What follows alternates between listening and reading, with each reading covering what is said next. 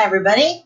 So today is my second attempt at sending you a video about To Kill a Mockingbird. And it's also probably the first time in weeks that I put some makeup on and did my hair because I don't want to scare any of you. So To Kill a Mockingbird, chapter 1, first 5 pages, a little boring. So I thought maybe this would help you get into the book. So here we go. When he was nearly 13, my brother Jem got his arm badly broken at the elbow. When it healed, and Jem's fears of never being able to play football were assuaged, he was seldom self-conscious about his injury. His left arm was somewhat shorter than his right. When he stood or walked, the back of his hand was at right angles to his body, his thumb parallel to his thigh. He couldn't have cared less, so long as he could pass and punt. When enough years had gone by to enable us to look back on them, we sometimes discuss the events leading to his accident. I maintain that the Yules started it all, but Jem, who was 4 years my senior, said it started long before that. He said it began the summer Dill came to us, when Dill first gave us the idea of making Boo Radley come out. I said if he wanted to take a broad view of the thing, it really began with Andrew Jackson.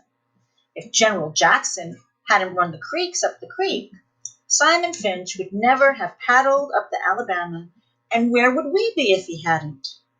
We were far too old to settle an argument with fistfights, so we consulted Atticus. Our father said we were both right. Being Southerners, it was a source of shame to some members of the family that we had no recorded ancestors on either side of the Battle of the Hastings. All we had was Simon Finch, a fur-trapping apothecary from Cornwall whose piety was exceeded only by his stinginess.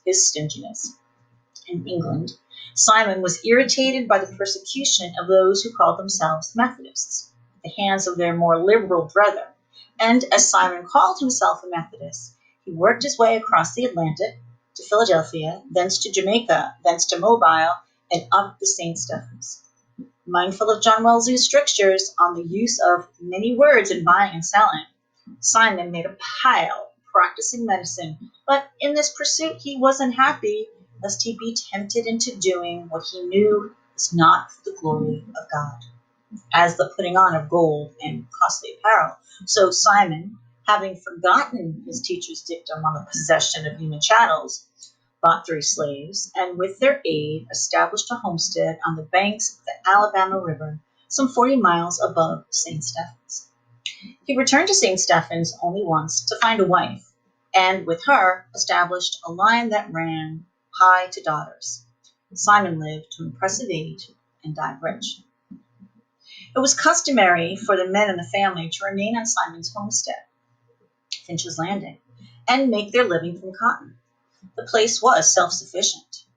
Modest in comparison with the empires around it, the landing nevertheless produced everything required to sustain life except ice, wheat flour, and articles of clothing supplied by the riverboats from Mobile. Simon would have regarded with impotent fury the disturbance between the North and the South, as it left his descendants stripped of everything but their land. Yet the tradition of living on the land remained unbroken until well into the 20th century, when my father, Atticus Finch, went to Montgomery to read law, and his younger brother went to Boston to study medicine. Their sister, Alexandra, was the Finch who remained at the landing. She married a taciturn man who spent most of his time lying in a hammock by the river, wondering if his trout lines were full. When my father was admitted to the bar, he returned to Macomb and began his practice. Macomb, some 20 miles east of Finch's Landing, was the county seat of Macomb County. Atticus's office in the courthouse contained little more than a hat rack, a spittoon, a checkerboard, and an unsullied code of Alabama. His first 2 clients were the last 2 persons hanged in Macomb County Jail. Atticus had urged them to accept the state's generosity in allowing them to plead guilty to second-degree murder and escape with their lives. But they were Haverfords. In Macomb County, a name synonymous with jackass. When the Haverfords had dispatched Macomb's leading blacksmith in a misunderstanding arising from the alleged wrongful detention of a mare, They were impudent enough to do it in the presence of 3 witnesses and insisted that the son of a bitch had it coming to him was a good enough defense for anybody. They persisted in pleading not guilty to first-degree murder. So there was nothing much Atticus could do for his clients except be present at their departure. An occasion that was probably the beginning of my father's profound distaste for the practice of criminal law. During his first 5 years in Macomb, Atticus practiced economy more than anything. For several years thereafter, he invested his earnings in his brother's education. John Hale Finch was 10 years younger than my father and chose to study medicine at a time when cotton was not worth growing. But after getting Uncle Jack started, Atticus derived a reasonable income from the law. He liked Macomb. He was Macomb County born and bred. He knew his people. They knew him. And because of Simon Finch's industry, Atticus was related by blood or marriage to nearly every family in town. Macomb was an old town, but it was a tired old town. When I first knew it, in rainy weather, the streets turned to red slop. Grass grew on the sidewalks. The courthouse sagged in the square. Somehow, it was hotter then. A black dog suffered on a summer's day. Bony mules hitched to Hoover carts flicked flies in the sweltering shade of the live oaks on the square. Men's stiff collars wilted by 9 in the morning. Ladies bathed before noon, after their 3 o'clock naps, and by nightfall were like soft tea cakes with frostings of sweat and sweet talcum. People moved slowly then.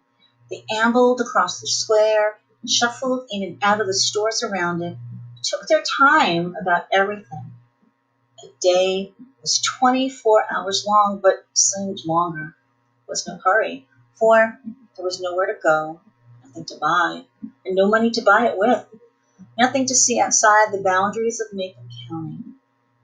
But in a time of vague optimism for some of the people of Macomb County had recently been told that it had nothing to fear but fear itself.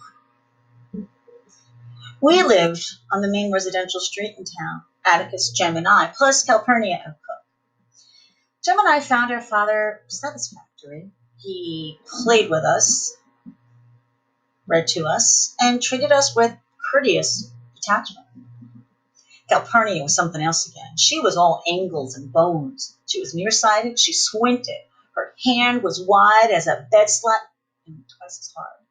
She was always ordering me out of the kitchen, asking me why I couldn't behave as well as Jem when she knew he was older and calling me home when I wasn't ready to come. Our battles were epic and one-sided. Calpurnia always won, mainly because Atticus always took her side. She had been with us ever since Jem was born, and I had felt her tyrannical presence as long as I could remember. Her mother died when I was 2, so I never felt her absence. She was a gram from Montgomery. Atticus met her when he was first elected to the state legislature. He was middle-aged then. She was 15 years his junior. Jem was the product of their first year of marriage. 4 years later, I was born. 2 years later, I was born. Okay, let's try that again. Jem was a product of their first year of marriage. 4 years later, I was born. And 2 years later, our mother died from a sudden heart attack. They said it ran in her family. I did not miss her, but I think Jem did. He remembered her clearly, and sometimes in the middle of a game, he would sigh at length and then go off and play by himself behind the car house. When he was like that, I knew better than to bother him. When I was almost 6 and Jem was nearly 10, our summertime boundaries, within calling distance of Calpurnia, were Mrs. Henry Lafayette DeBose's house, 2 doors to the north of us, and the Radley place, 3 doors to the south. We were never tempted to break them. The Radley place was inhabited by an unknown entity, the mere description of whom was enough to make us behave for days on end. Mrs. DeBose was plain hell.